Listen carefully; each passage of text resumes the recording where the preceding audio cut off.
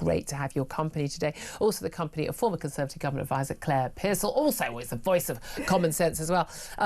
This morning the Supreme Court, soon after 10 o'clock, ruled that the transgender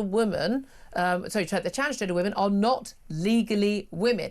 The case has been brought against the Scottish Government by a women's rights group seeking a ruling on the legal definition of woman. They unanimously ruled that the terms woman and sex in the 2010 Equality Act refer to biological sex, not acquired gender. Not a piece of paper saying that you are a woman. You ain't a woman unless you're actually biologically born a woman. I mean, you knew that and I knew that before then, but it took 5 years for this case to come all the way to the Supreme Court, and it took 5 judges to make that decision unanimously, thankfully, and could have just asked a 5-year-old. They'd have told them, but there we are.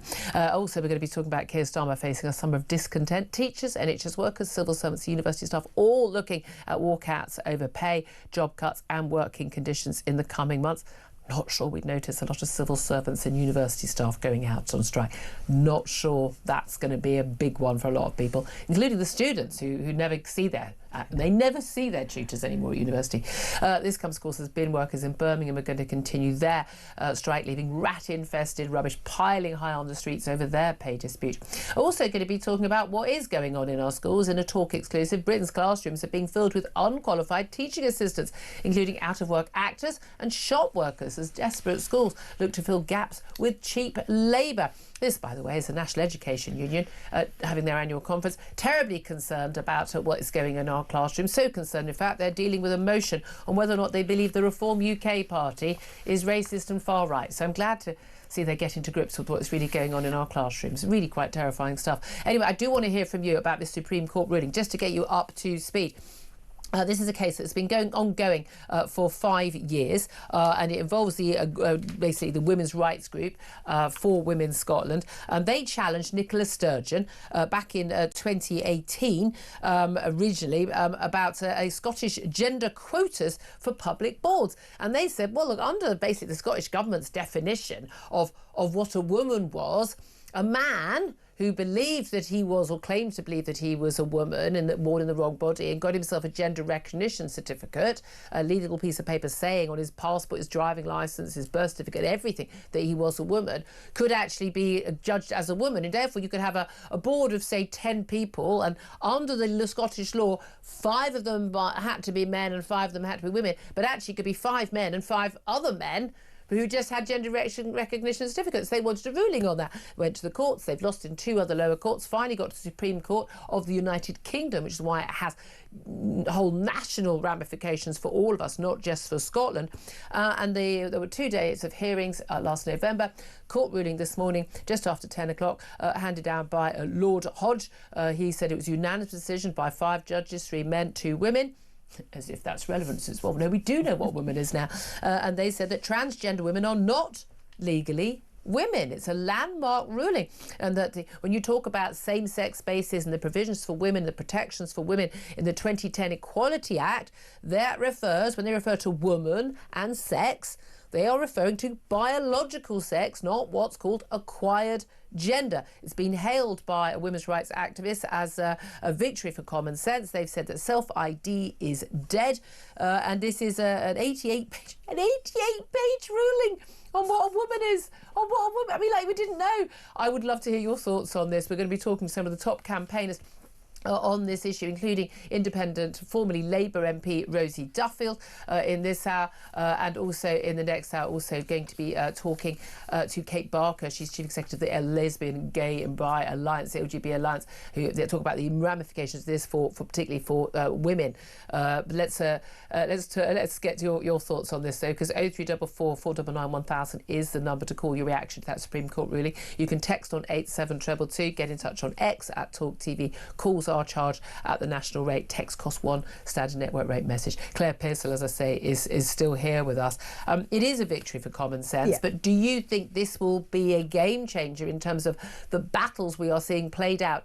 I mean, in schools, in hospitals, in employment tribunals, you know, anywhere and everywhere in our country right now? I think for the majority of people, absolutely. And they now have the Supreme Court ruling to hold up to those individuals who aren't going to leave a ladies' bathroom when they're a bloke and say, out you go, sunshine, this is our space. But there is going to be a very vocal minority who will fight this all the way and scream that they're not being recognised. After the European Court of Human Rights? And that's exactly where they're going to go, and you can see this. But it is such a small minority of people, and why should they trample over hard-won women's rights over the decades? And get your own bathrooms. Exactly. Get your own bath. Oh no, you already got them. You've already got them. They're men's bathrooms. Exactly. I mean, that is that. I've had men say to me, "Oh well, no one talks about so-called trans men, trans-identifying women, about them going into men's bathrooms." Yeah, because weirdly there isn't a long history of men being sexually assaulted by women in their toilets. I mean, I know so many women who, as children, teenagers, or as women, they themselves or a member of their family has been sexually assaulted in that scenario. It can be really intimidating. It's just. Again, if you don't understand it because you're a man, well, that's because you're not a woman. I mean, that's literally women live. I'm 5'11" woman, and when I walk down from my local tube station and on my own, I am frightened in the dark. Yeah.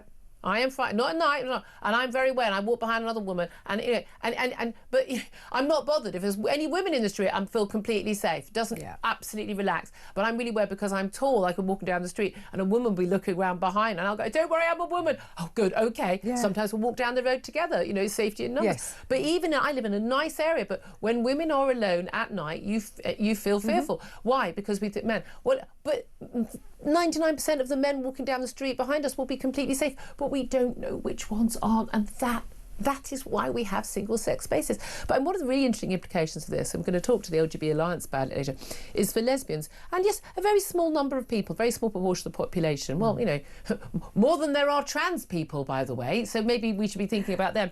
And this is extraordinary thing that's been happening, and people, if you're not lesbian, you wouldn't know about this, but that trans people have been basically bullying their way into lesbian dating sites and lesbian dating clubs and lesbian groups. Now, obviously, if you're going into a dating site, an online dating site, and you're a gay woman, you want to meet other gay women, right? Some 40% of the people who are on those sites now, because they've been able to bully their way on saying I'm a woman, are trans-identifying men. 6 foot bloke with a beard and everything intact, saying I'm a woman, I'm a lesbian, and if you don't agree to have sex with me and to date me, you are a bigot. And a lot of these women, they're young women, they're the be kind, nice brigade, they want to be a nice person, and women are literally being bullied. Now, this is 1950s, all you need is a good sing to from a bloke, and that'll turn you straight. That was the attitude that these people on the left were horrified by. But now they're imposing it on young lesbian women. But it's because they don't understand. I mean, I didn't know that about lesbian dating apps. I'm not sure why I would. Yeah. But it's absolutely outrageous that they can't have somewhere they want to go and find somebody to hang out with, to have a relationship with, spend the rest of their lives with, whatever it may be, without the threat of men coming into it and then being told they're a bigot. So I think that this ruling is going to give women now the power to say, actually, back off. The question is, will the authorities back? Because we know, actually, there's been interpretation of the law. We've got ongoing employment tribunals and cases being brought. Maya Forstater, she was at the Supreme Court today. She's a fantastic campaign. Again, just the most utterly reasonable tweets, and basically lost her job because they said she was transphobic. She was not transphobic at all. She just pointed out that trans women aren't women and men can't become women. Something which most people in this country know to be true and believe and was accepted as absolute fact until about 10 years ago. There are lots of people like that, but we've got an ongoing case. We've got the nurses who've been forced to change in changing rooms with trans-identifying man. Yep. Stop using the phrase trans women. Don't give away that word. I keep slipping into it because it's the phrase we've been using. Easy. They did it deliberately to make us do. They're not. They're men. Call them what they are. Trans-identifying men. Using their changing rooms. We've got numerous other cases. We've got the nurse who's now having a tribunal because she was called the N-word, really aggressively abused by so-called trans-identifying prisoner, a paedophile, convicted paedophile, for God's sake, handcuffed to police officers being treated because she referred to him as Mr. and he in a conversation with a doctor. Why? Well, because they were talking about fitting a catheter to his penis. So it was rather relevant that he was a he, wasn't it? You know, I mean, we are in mad territory, but these cases keep on coming. So do you think the Supreme Court really will actually mean that that all stops, and the local authorities, the NHS, the schools, the private companies, everybody that is doing this madness, the civil service to us, they are perpetrating a madness and a lie to us. Do you think they'll stop? Because I think they'll carry on. They will carry on because that's what they believe, and that's what I find more frightening. Do you think they really do? Yeah, I do. You've met some people. Let's take the civil service for a small example. I've met people in that absolutely fundamentally believe. Well, your old boss, who's now Deputy Speaker of the House of Commons. Yes, she had a What's different... her name again? No, let's not name her. She'll absolutely kill me for that. Hi. She sends her love. Yeah. But we have different views on this, and I think she told me she wouldn't come on my show. She was chair of the Women's Committee. She was chair of the Women's Committee, and she refused to come on my show. She told me to my face, because I was transphobic. And I said, why am I transphobic? She said, because trans women are women. She's a Conservative MP. I know, and she and I have had many discussions about that, because I fundamentally disagree. And well, no, you don't disagree with her. You just know she's wrong. Well, yes, I do. I've told her she's wrong. I've told my husband he is also wrong, because he fell onto the wrong side of that argument as well. And I find it's gobsmacking that people who are clever could fall for this. This is Caroline Noakes, by the way. Hi, Caroline. Morning, boss. But I don't think people who think that. I think if you genuinely think that a man can wake up one morning and go, I think I'm going to live my life as if I was a woman. I don't even know what living your life as a woman means, by the way. As we were saying earlier, you're just good at multitasking. I say you know how to put a white load on without texting your wife to check which program does that is. Yep. I'm being rude, boys. I'm sure there are plenty of you who do all of those things. It's just a nonsense. It's a nonsense that what's living as a woman mean, and then get a certificate saying that they are a woman. The idea, if you genuinely believe that man has become a woman and is a woman, was born in the wrong body, I think you are certifiably insane, and I think you really should not be in any way having any say over what happens in this country in Parliament.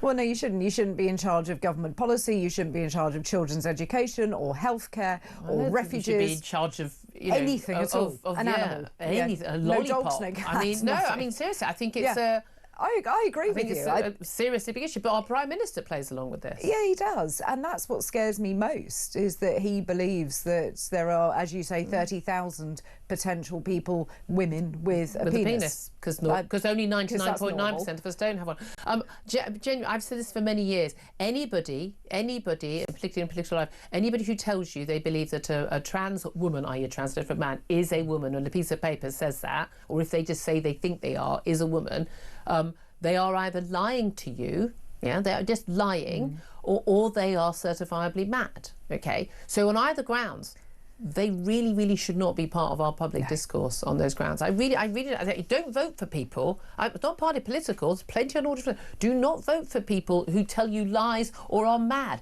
I think that should be a good basis. Good basis of our democracy. Anyway, I'd love to hear your thoughts. 0344 499 1000. Keir Starmer anytime. Caroline Noakes, feel free to call in at any time. Let's talk about Labour's summer of union discontent. Bin strikes ongoing in Birmingham.